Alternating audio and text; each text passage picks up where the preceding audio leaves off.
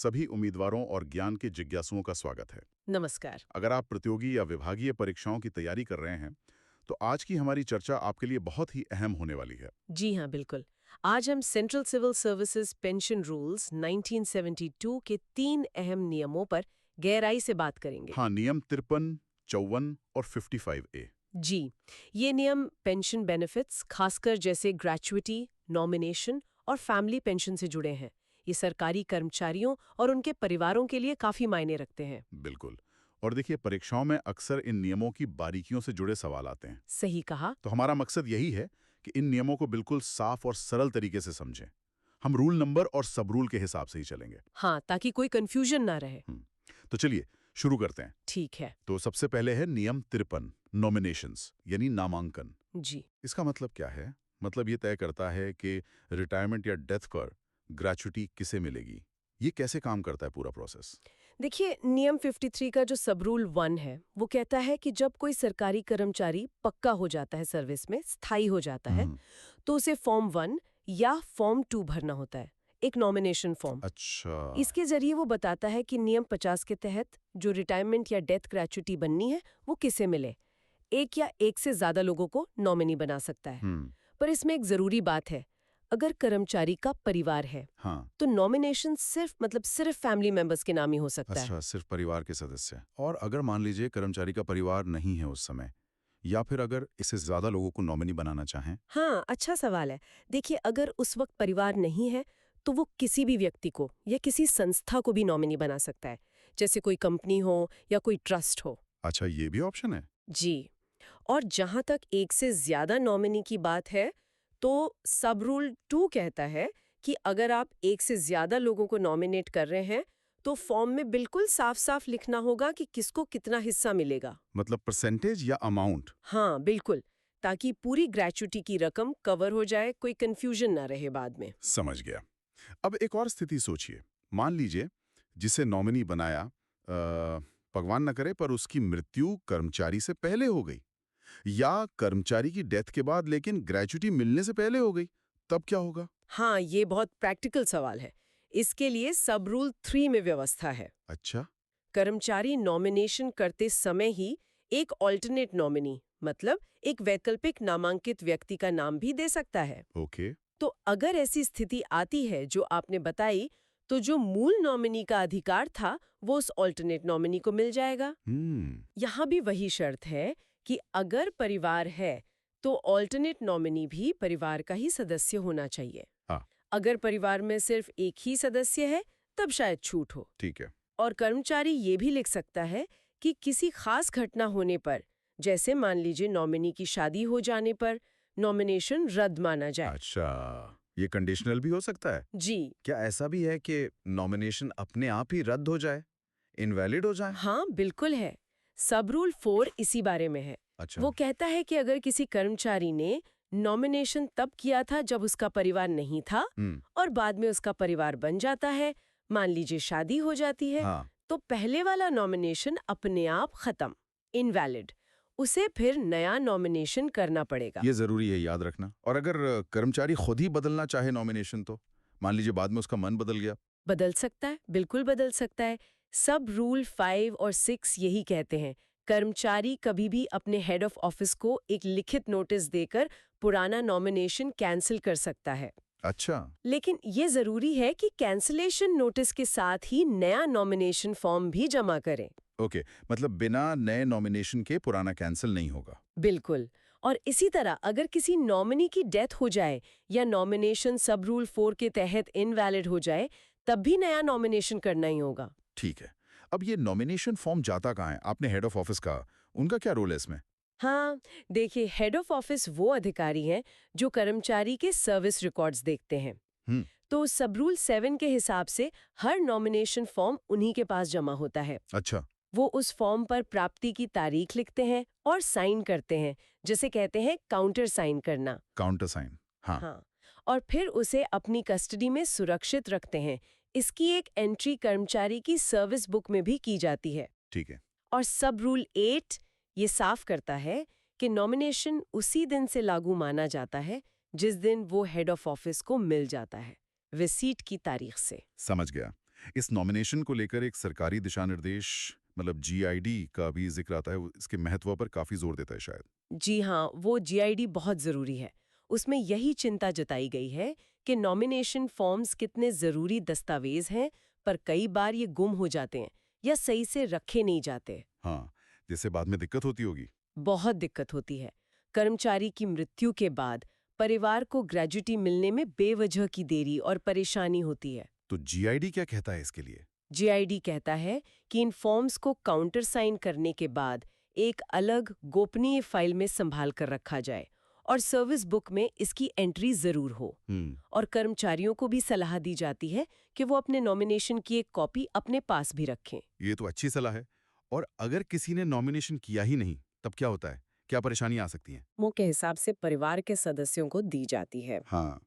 लेकिन इसके लिए अक्सर परिवार वालों को कोर्ट से उत्तराधिकार प्रमाण पत्र मतलब सक्सेशन सर्टिफिकेट बनवाना पड़ता है। ओहो, उसमें तो काफी समय और पैसा लगता होगा। बिल्कुल, काफी भाग दौड़ और खर्चा होता है।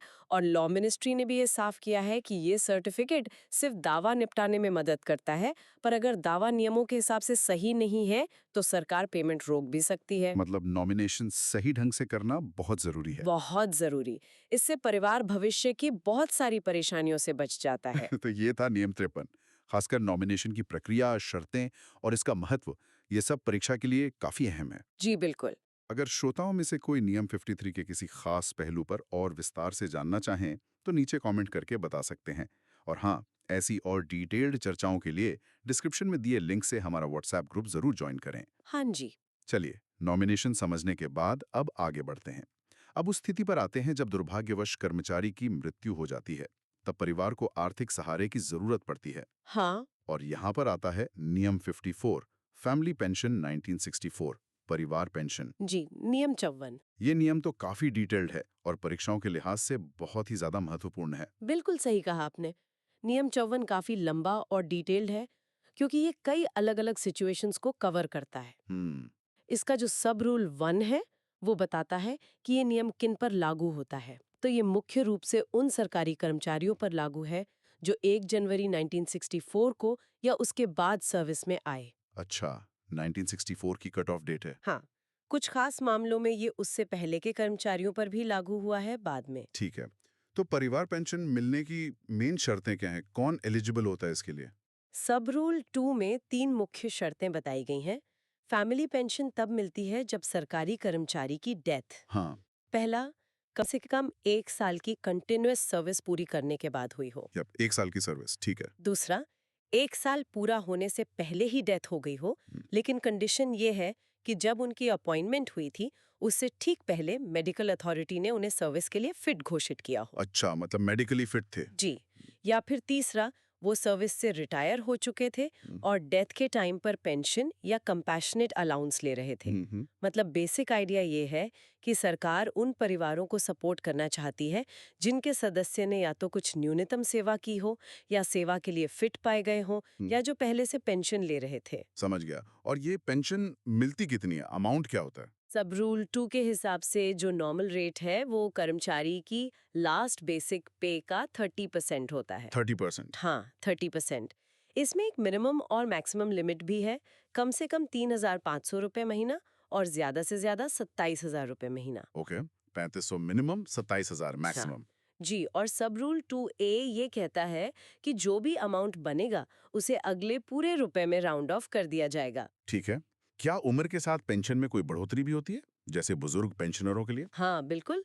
सब रूल 2B में इसका प्रावधान है।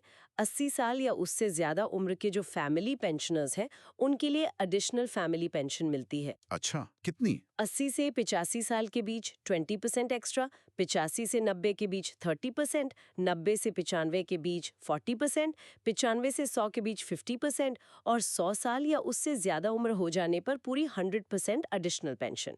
ये additional amount original family pension पर मिलता है। वाह, ये तो काफी अच्छा प्रावधान है बुजुर्गों के लिए। मैंने सुना है कि कुछ केसेस में पेंशन की दर 30% से ज्यादा भी होती है। शायद उसे एनहांस्ड रेट कहते हैं। हाँ, आप बिल्कुल सही कह रहे हैं। सब रूल 3 इसी एनहांस्ड रेट यानी बढ़ी हुई दर के बारे में है। ये क्यों दी जाती है? इसका मकसद होता है कि कर्मचारी की डेथ के ठीक बाद के जो शुरुआती साल होते हैं उसमें परिवार को थोड़ी ज्यादा आर्थिक मदद मिल सके। अच्छा, तो ये कितनी होती है और कब तक मिलती है? देखिए, अगर कर्मचारी की डेथ सर्विस में रहते हुए होती है और उसने कम से कम 7 साल की सर्विस पूरी कर ली हो, 7 साल की सर्विस, हाँ। तो परिवार को लास्ट ड्रॉन पे मतलब आखिरी सैलरी का 50% मिलता है। 50%। हाँ, और ये बढ़ी हुई दर डेथ की तारीख से 10 साल तक मिलती है। 10 साल तक। हाँ, और अगर डेथ रिटायरमेंट के बाद हुई हो तो? अगर डेथ रिटायरमेंट के बाद होती है तो ये 50% वाली दर मिलती है 7 साल के लिए, या उस तारीख तक जब कर्मचारी अगर जिंदा रहता 67 साल का हो जाता। इन दोनों में से जो भी पीरियड कम हो उतने टाइम के लिए।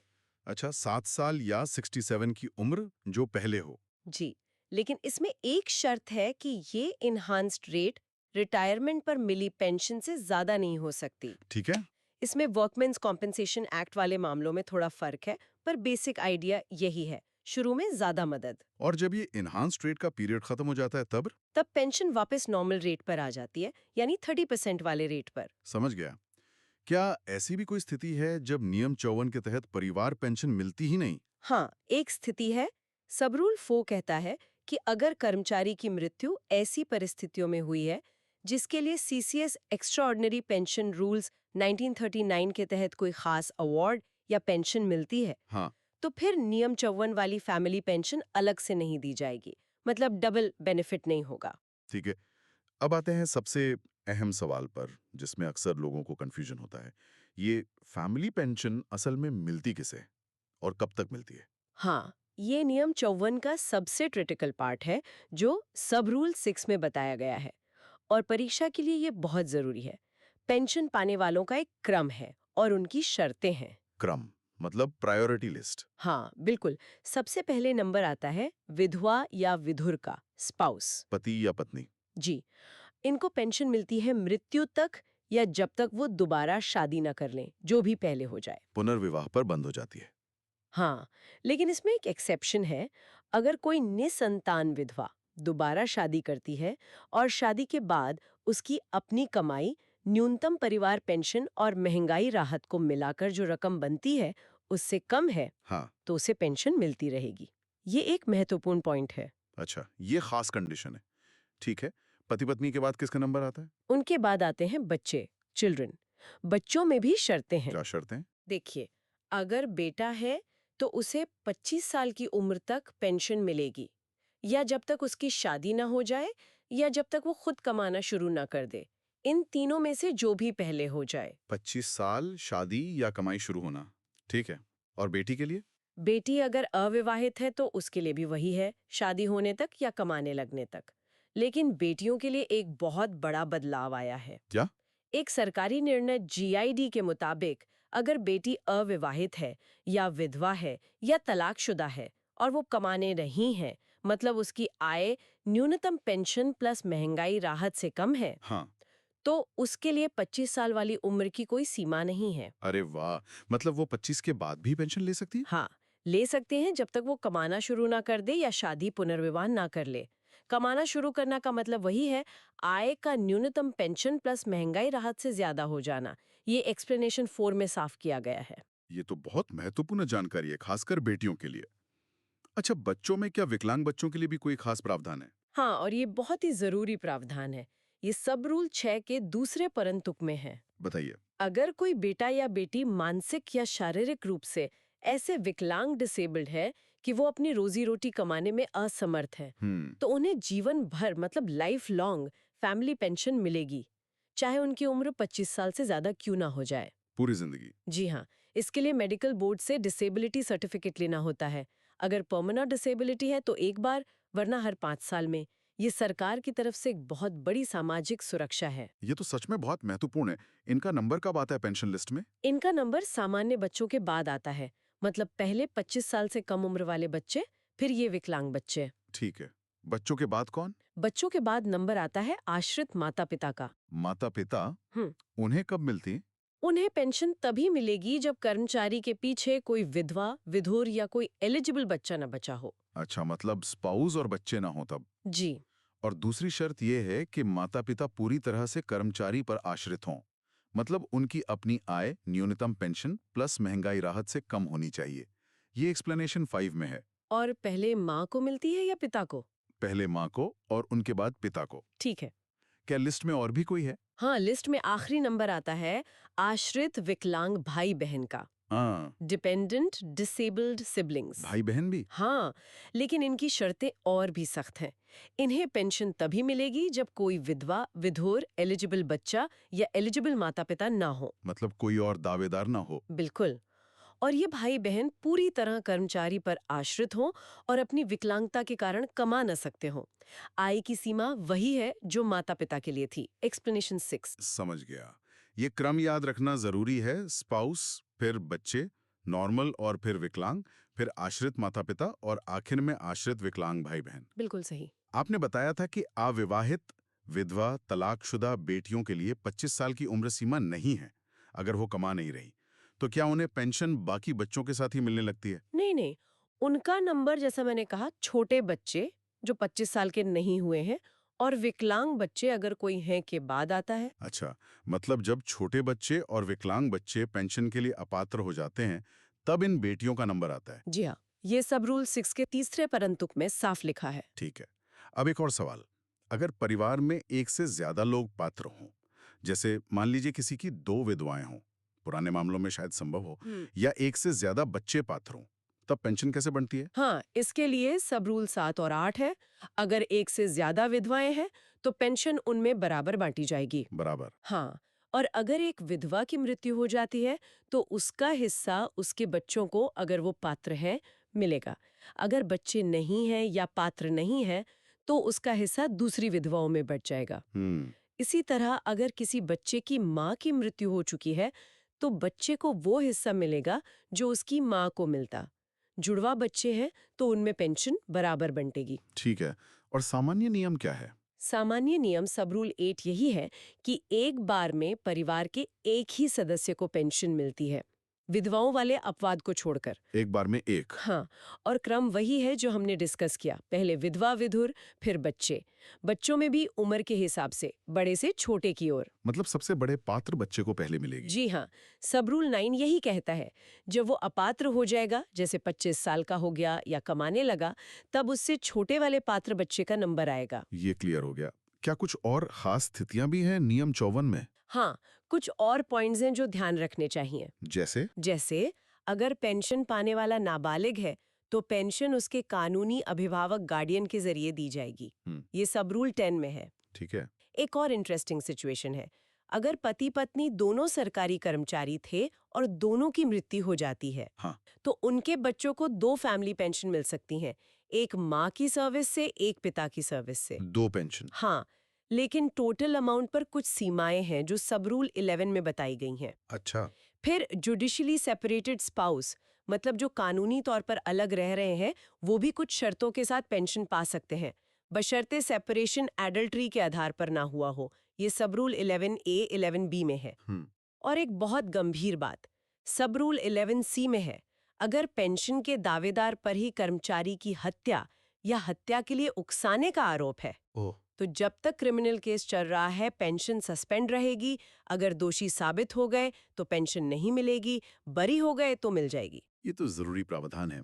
अच्छा, प्रक्रिया के तौर पर क्या कर्मचारी को अपने परिवार की जानकारी डिपार्टमेंट को देनी होती है? हाँ बिल्कुल, सब रूल 12 कहता है कि कर्मचारी को सर्विस ज्वाइन करते समय ही फॉर्म 3 में अपने परिवार का पूरा ब्यौरा हेड ऑफ ऑफिस को देना होता है। फॉर्म 3? जी, और बाद में भी अगर परिवार में कोई बदलाव होता है, जैसे बच्चे का जन्म, किसी की शादी, किसी की मृत्यु, तो उसकी सूचना भी देनी होती है। और ये जानकारी कहाँ रखी जाती है? हेड ऑफ ऑफिस इसे सर्विस बुक में लगाकर रखते हैं और बदलावों को नोट करते हैं।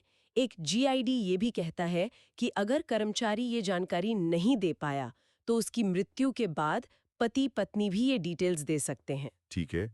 इस नियम में परिवार शब्द का इस्तेमाल हुआ है बार बार। इसकी परिभाषा क्या है नियम के हिसाब से? कौन कौन आता है परिवार में? हाँ, ये बहुत जरूरी है।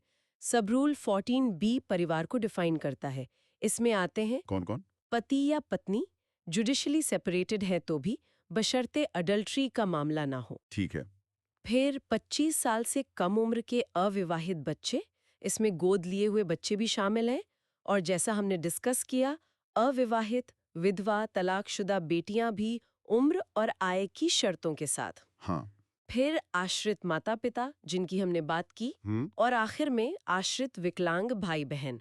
मतलब ये लिस्ट काफी विस्तृत है। जी हाँ। नियम 54 से जुड़े बहुत सारे सरकारी निर्णय यानी जीआईडीज भी हैं। क्या आप कुछ सबसे महत्वपूर्ण जीआईडीज बता सकते हैं जो परीक्षा के नजरिए से खास हों? हाँ, देखिए सारे जीआईडीज तो कवर करना मुश्किल है, पर कुछ बहुत ही इम्पोर्टेंट है। बताइए। एक तो विकलांग बच्चों को आजीवन पेंशन वाला जीआईडी, हम्म। जीआईडी 6 हमने डिस्कस किया ही। हाँ, वो बहुत जरूरी है। दूसरा लापता कर्मचारी या पेंशन भोगी वाला केस, जीआईडी 10, 11, 12। अगर कोई लापता हो जाता है तो एफआईआर के 1 साल बाद परिवार पेंशन और बाकी लाभ इंडेमनिटी बॉन्ड लेकर दिए जा सकते हैं। ये भी जरूरी है जानना। तीसरा, रिटायरमेंट के बाद अगर शादी होती है या बच्चे होते हैं तो वो पति पत्नी और बच्चे भी फैमिली पेंशन के हकदार हैं। जीआईडी 16, 17, 18। हाँ अच्छा, रिटायरमेंट के बाद वाले भी। जी। चौथा, विधवा या तलाकशुदा बेटी के लिए आय की शर्त के अलावा कोई उम्र सीमा नहीं है। जीआईडी 27।